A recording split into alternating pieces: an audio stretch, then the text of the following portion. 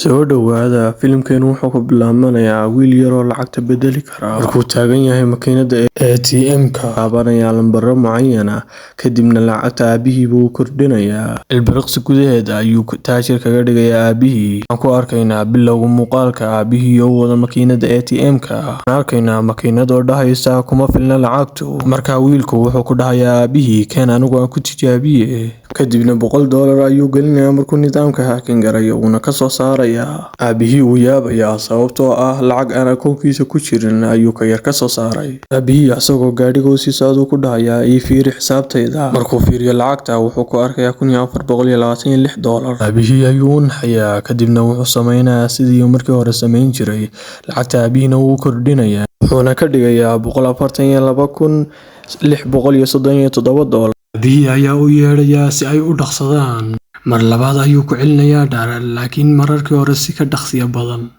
wuxuu gaadhsiinayaa xisaabta lacag ka badan 1,400,000 yacni wuxuu jibaaray lacagta 10 jeer hal daqiiqo ka yar ayuu reerkiisa milyaneero uga dhigay doon aabihii dedejineen mar hore uu lacagta kasii badin lahaa intaa kadibna kalaan baranay wiilkan mucjisada ah wiilkan magaciisu waa Daryl wuxuuna jiraa 11 sano kuu bedesho iskoolkiisa cusub wuxuu ogaanayaa inuu macalinkiisu yahay nin aad u xanaaq badan eruu ka gaadhay xanaaq ardaydu waxay u bixiyeen bombo asna ardaydu imtixaan ayay galeen macalinkuna gabadh yar ayuu canaananayaa sababtuna waxa weeyaan wuxuu ka shakisanaa inay qishaysay waxaan gabadhuna way inkirtay markay gurigseega kusii socotay Daryl ayay u iljabinaysaa macalinku wuxuu ku dhahayaa ardayda isku bedela waraaqaha si ay ardaydu jawaabaha isku gargaaraan sixitaankooga sidaasna Daryl waraaqadu aad wax ugu qoray macalinkii baa qabsanaya oo canaananaya jawaabihii weli niman siinin buu ku dhahayaa wuxuu weydiinayaa muxuu sameynayaa Daryl muxuu waraaqada ku qorayaa Daryl ayaa u jawaabaya oo wuxuu ku dhahayaa macalinka jawaabihii waan saxay macalinkuna ma aaminayo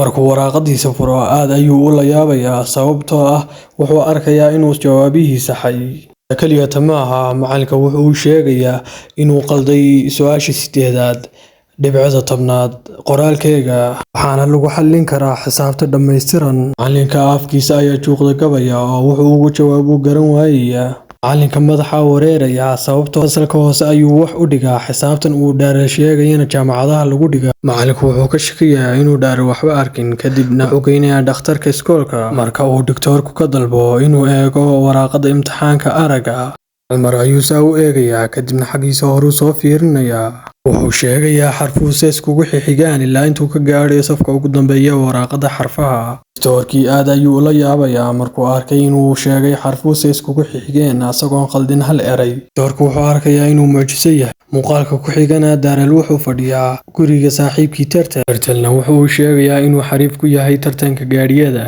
gaadhiyaha tartankuna waa inay gaadhiyaha kale ku dhicin xataa dhismooyinka wadooyinka ku yaala hadii kale uu khasaarayaa Turtle wuxuu ciyaaraa gamekan 3 sano wuxuuna gaarsiiyaa 4,500 oo dhibco waligii kamuu jabin koorkan markuu isku dayo Daryl gamekan wuxuu ku soconayaa dariiq toosan gaadhiyadana uu kala leexanayaa wuxuu u leexanayaa midig iyo bidix laba gaadhina uu ka dhaxbaxayaa Turtle iyo walaashiina markay daawadaan way la dhacayaan sababta ah Daryl si fiican ayuu ciyaarayaa biirku marba marka ka dambaysa ayuu aad u siyaadayaa ashada ayuu si fiican u eegayaa Daryl kadibna gaadhiyada uu la tartamayo asagoon midna ku dhicin ayuu badinayaa kaalinta koowaad ayuu galayaana ku badinayaa 79,950 dhibco markaana saaxiibihii waxay aqoonsanayaan inuu yahay ninka ugu xariifsan game aabihii wuxuu barayaa inuu baseball ciyaaro markiisii ugu horeeyana kubadda wuxuu ku dhufanayaa darbad cajiiba ma aaminayo oo mar labaad ayuu tijaabinayaa kubaddana si ka daran buu darbad cajiiba ugu dhufanayaa aabihii markuu arko aad ayuu ula dhacayaa oo wuxuu ku dhahayaa wiil caqli badan baad tahay wuxuuna ku dhahayaa waad istaahishaa inaad fariiq baseball ku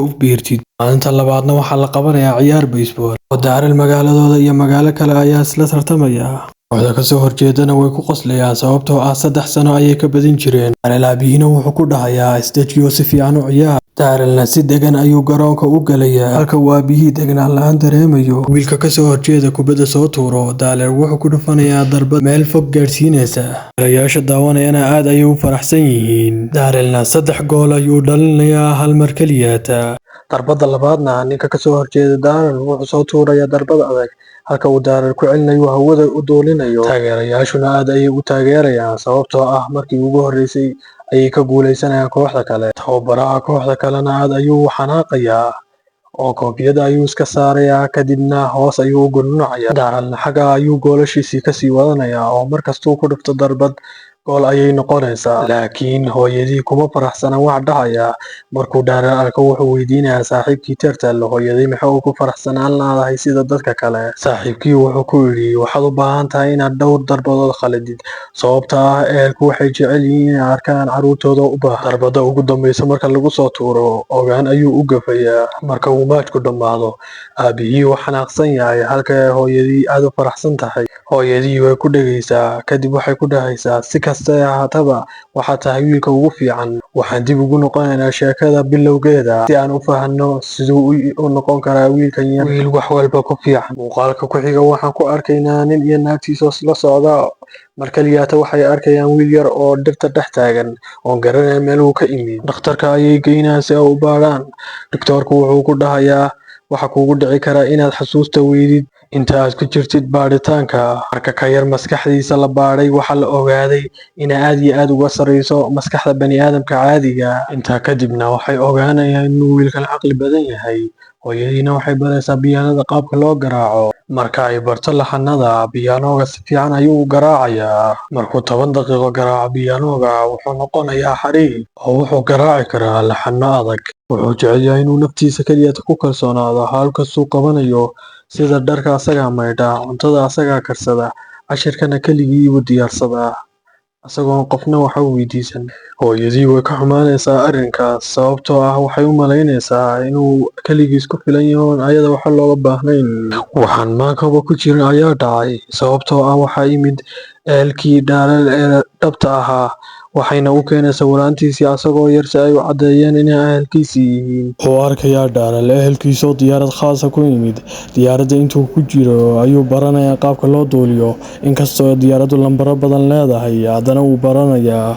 Ninka duuliyahana aad ayuu ula dhacayaa. Markuu Darrell ka dego diyaaradda, wuxuu u raacayaa hooyadii, aabihii iyo saldhigga askari. Waxaan ogaanaynaa inay labadan ahayn hooyadii iyo aabihii ay yihiin dhakhaatiir.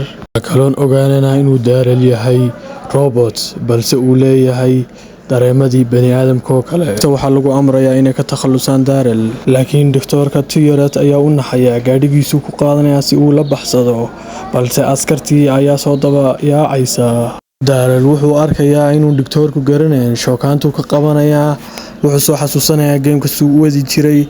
Markaa midig iyo bidix ayuu u leexanayaa. 2 gaadhi ayuuna ka dhex baxayaa. gaadhigana 60 digrii ayuu u rogayaa sababtoo ah fiisiyaagu aad ugu xariifsan yahay. Sidii ka horreeyayna wuu la tartamayaa. 2dii gaadhi ee soo daba socdayna wuu rogayaa. Kii daawanayayna ma rumaysanayaan. Iyo doktoorkiina waxay arkayaan inuu askari hor taagan yahay, uu xabad ku soo ridayo. Doktoorka Turtle gaadhiga caadi ayuu iskaga wadayaa si uu Darrell u badbaadiyana hoostuu gelinayaa. Balse nasiib darro, xabaddii doktoorka ayay ku dhacaysaa. Asagoo dhimanayana wuxuu ku dhahayaa Darrell, qof caadi ayaa tahay. Darrell asagoo keligii ayuu galayaa saldhigga askarta. Wuxuu arkayaa kombiyuutar khad ku xidhiidhsan yahay. Waxaa kiin-garaynayaa nidaamka saldhigga. Siidhigii digniinta ayuu shidayaa, dadkiina goobahoogii waa ka wada dareerayaan. ayuu kicinayaa qiimaheegu 1 bilyan gaadhayo.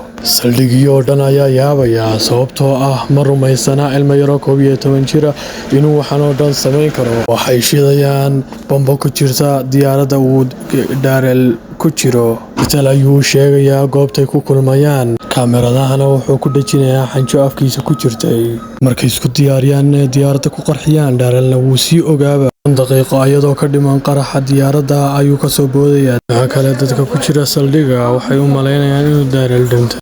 Asagu bad ayuu ku soo degayaa uuna noolaanayaa. Saaxiibkii ayaa u imanaya oo ka badbaadinaya meesha. Ugu dambeynna wuxuu la kulmayaa ehelkiisii soo korsaday. Si fiicanna u wada noolaanayaan. Bartaas ayuu noogaga eegyahay muuqaalkeenu maanta. Hadduu ni cajabiyeyna hanaga iloobina laagta iyo sheerta iyo subscribe-ka. Intaas iyo intaan fiidiyoo cusub ku kulmayno. Sidaas iyo nabadgelyo. Goodbye.